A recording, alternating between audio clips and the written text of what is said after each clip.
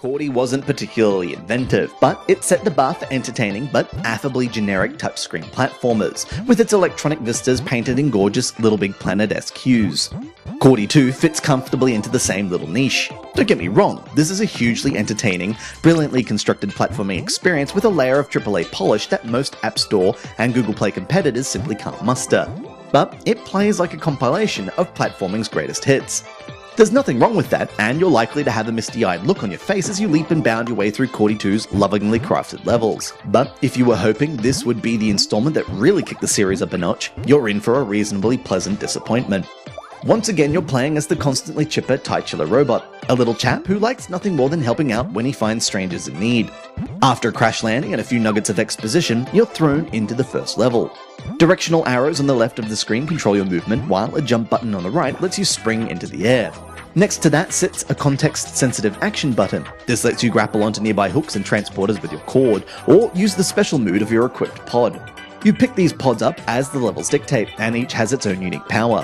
One lets you stick to walls and get a speed boost, another lets you smash through certain pieces of scenery, and a third lets you blast into the air. It's these different abilities that set the tone for Cordy 2's levels, and give the designers the freest rein to experiment. One level where you grab a helicopter pod plays like a simplified version of Tiny Wings, for example. Too often though, these flotations with different styles can lead to frustration. The jetpack in particular is guilty of bringing with it some severe difficulty spikes that spoil the rhythm of an otherwise free-flowing game. There are expectations, of course, and using your special smashing power to carve out a path through breakable rocks stands out as a prime testament to the talent behind these games. It's just a shame that it's never quite given the room to shine. Bad guys all have obvious weak points, usually glowing, and boss battles are all about pattern recognition and hitting the big bad where it hurts when the time is right. There are spinning sparkly things to collect, albeit cogs rather than rings, and plenty of sections that feel like they're lifted from a history book about the best platformers of the 90s. The only major dent in Cordy 2's armor is an odd progression system that demands you've collected enough stars to unlock certain levels.